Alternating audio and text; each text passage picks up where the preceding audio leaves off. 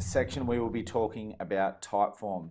Typeform is basically an electronic piece of paper that you fill out digitally, and it will be emailed directly to your email with all the answers, and also to the Google Drive, where you'll be able to track all the people that you've spoken to be able to monitor, who you've spoken to and who you need to speak to for stage 2. So in this section, you'll obviously put in the customer's name. For an example, I will put David there. Now, let's say David obviously was after a Hilux. With the script, you will be reading it word for word, and then you'll see on there where it says go to Typeform. When you go to Typeform, you will literally read the Typeform almost word for word. So you would ask David, what make are you after? Mazda, Holden, or Toyota? Or is there another make you're after? He may say Toyota. Then you would say, okay, great. What sort of model are you after? And he may say Hilux. Now, any badge or series that you were particularly after. He may say, I am after an SR5. Put that in, press enter. The great thing about Pipedrive, it's very functional. So instead of having to, with the mouse go down to the next column, you can literally just press enter and it will just drop down to the next question. So it's nice and fast. Now you would obviously ask David, what sort of body type was he after? A U-tray or style side? Now you would obviously click the U-tray. Now you would go to the notes. So if he was after a style side or a tray back, you would obviously ask him, what are you after? Tray back, style side? He might say style side. So you'd put that in there just for your own reference. Now, and what was your minimum year model you were after? He may say 2010. Put that in, press enter. Next part is, what transmission are you after? Auto or manual? Now, one thing that I will mention here, a lot of people may say they may or may not care about if it's manual or auto. What I like to do to get the answer out of the customer is say, if I had two of the exact same vehicles next to each other, same make, same model, same year, same color, same case, they were brand new identical cars, and you had a choice between an auto or a manual, which one would you choose? If they say auto, that's going to be their first preference. Okay, so put on their auto. You can put both, that's fine. What I would do in that case, if they're going to stick to both, you press both. If you're going to stick to auto, press auto. If you're going to stick to manual, press manual.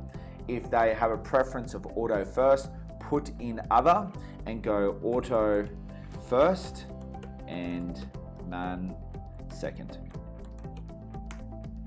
So then you know. Alrighty. What would your maximum acceptable Ks be on your new car? They may say, look, I'm not really that fussed, or they may say a really unrealistic thing like, 30,000 K. If they're trying to find a 2010 with 30,000 K, it's probably not going to be that achievable. So you'd probably like to say to them, look, a car does on average 20,000 Ks per year. Given the fact that the car is going to be 8 years old, it might be a little bit hard for me to find you one with 30,000 K. I can definitely try, but would you be able to lift your case up a little bit? So most of the time they're going to say around 120. So we're going to put that in for an example. Press enter. Great. And what sort of budget do you have in mind? Now, a lot of people are going to hold their cards to themselves and hide them, I guess, when it comes to price, as you do normally in a dealership. So the most important thing is in this section is to say, look, we're very different to a normal way that you'd purchase a car through a dealership, because obviously we are going to search according to your budget. Now, if you give me a budget, let's just say for instance for 15,000, you've really got 20. I can only search for cars within those parameters, and you might miss out on some really good bargains because you haven't given me your exact budget. So it's not me trying to get more money out of you. At the end of the day, we give the car to you for wholesale, but we need to make sure that obviously we're searching for the right car. So what would your budget be? Let's say 25,000. They put that in. Put a dollar figure there.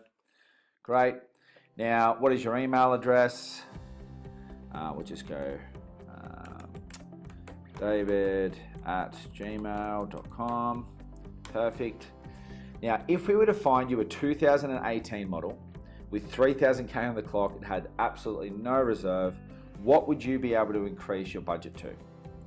Now, they may say, look, I really don't want to increase my budget. And then you would obviously say, so, if it was a 2018 with 3,000K, you wouldn't even be able to increase by 500, $1,000. No, I'm really tapped out at that amount. Then you would write no. If they say, yeah, well, of course, if you found a 2018, I could probably go up to 30. Then you would obviously write 30,000 in there as their top budget. That's going to give you, more playing room to search for them. Okay, now what have you seen these cars going for in dealerships? Very important question, because if they give you a budget for, let's say, for instance, 25 grand, and they've seen these cars in dealerships for like 40 grand, then you know that they're probably pretty unrealistic with what they're asking for. And you can ask them, if you've seen them selling for 45, how do you think you're going to be able to get it for 25? Alrighty, so let's say in this instance, he said he was seeing them for 30. That's great, click 30, off you go. If you need to do a different price, click other, and you can type it in, just like that. Alrighty, so click 30 there, head down. What fuel type are you after? Fuel, diesel, or gas? Let's go with diesel. Perfect. What are your yes colors? Now, your yes colors are colors that you do like. So yes colors may be blue, black, and white. And the no colors might be pink, green, and purple. Now, another thing as well, a lot of people won't care about colors. They won't care until they're about to buy the car. At the moment, they're not really having to make any massive decisions here because they're not really committing to anything. So it's very important for you to get these questions out of them.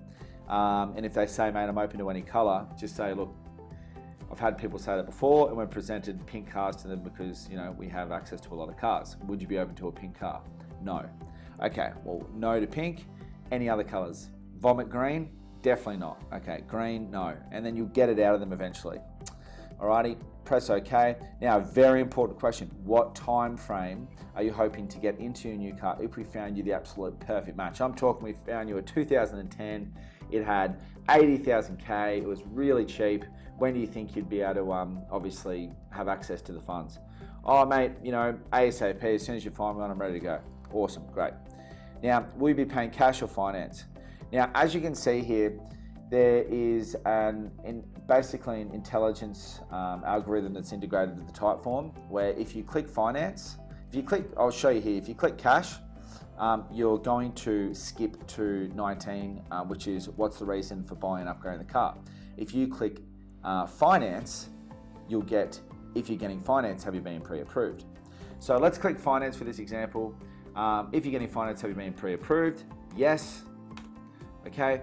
If we could save you money in weekly repayments and a better interest rate, would you look at other options? Yes. Great. What's the reason for buying or upgrading the vehicle? Now, this is definitely a question that gets skipped over a lot of the time, and it's really, really, really crucial you understand why they are upgrading their car, because you're finding out their motive. If you can find out the person's motive on why they have decided to do something, you can really utilize that through the process to make sure you get all the answers that you want, but most importantly, you find the right car that actually motivates them to purchase. So please make sure that on question 21, you ask that in the most thorough way. So an answer may be, mate, just want to upgrade, okay? Okay, so why do you want to upgrade? Your vehicle at the moment, does it have too many Ks? Is it damaged? Is it tax time? Have you got more money? Have you been saving up? You really want to find out why they want to upgrade. I just don't think people just want to upgrade randomly. There's obviously a motivation behind that. You need to find out what that is. So let's say, for instance, I do an example and he said, I just wanted to upgrade my car. I would say to him, that's great.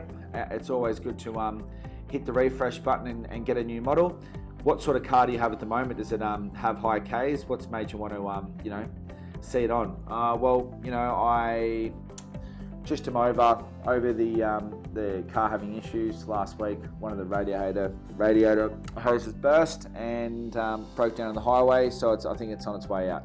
Okay, awesome. So how many Ks does that one have? Oh, about 200. Oh, okay, great. Yeah, it's probably almost at the end of its life, mate. So what gave you the motivation to get into the Hilux? Well, my mate Barry, he has a Hilux that I work with, and he said they're a great car, and I've had a bit of a look through it, so that's what's made me really motivated me to get a Hilux. Okay, great.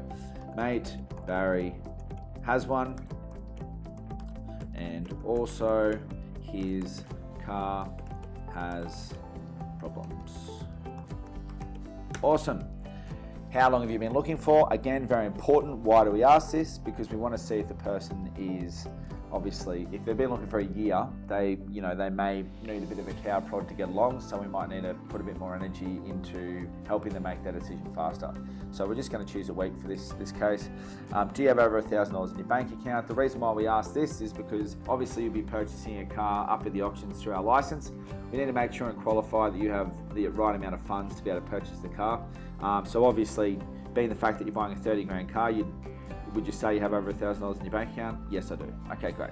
If they say no to that, you really need to find out why. How are they going to buy this car when they don't have $1,000 in their bank account? If they say they're getting finance, there's going to be application fees for finance, and there's going to be registration. There's going to be, a bunch of things that they may not be able to completely finance, the whole thing out. Most finance companies will ask for, some sort of deposit, or they will ask for at least an application fee. So it's very important to get that answer out of them. What motivated you to go through the auction process? Was it savings, time, or variety? Most people are going to say savings. A lot are going to say variety as well. So get that answer out of them. So let's just say savings. Now, are you the main decision maker, or do you have a wife or a partner involved? Again, what is probably one of the number one objections that you will get is, I need to speak to my wife and make sure she's happy to go ahead. Now, most of the time, sometimes there isn't even a wife, or they would just be using that to, I guess, dodge the awkwardness of saying, no, I don't want to join the service because you haven't explained it to me properly, or I don't see the value in it. What I like to call the unspoken objection. So you want to find out whether they've got a partner. If they do, you want to find out if they're the main decision maker. If they're not, that's fine. Just write both need to be involved, right? And then when you go to close the client, you are going to, through the whole process, how did Mary feel about the vehicle? What did she think about it? Through the whole process to make sure she's on board. Notes at the bottom, you're going to write in there any sort of notes that you will want to add to there. So he is going away to Las Vegas, lucky bugger, for 1 week and will be back soon. Or any other notes that are relevant, okay? Okay, and rate the customer's priority. A is hot and ready to go. B needs to sort out some finances, warm. And C needs a payout or more money, just browsing, not so hot. So let's start with C. C would be, again, someone waiting for an insurance payout. There's not really much they can do until then. But we can definitely still sign them up. If they've got the $1,000, we can definitely sign them up because we know that they've got the money for the application fee. B would be to sort out their finances. That's fine. As you guys already know, we do have a finance arm, so we can definitely assist them with that. And also, A would be hot, ready to go. Someone with cash, main decision maker, wants it now. All right, we're going to pick A for this case, and you're done.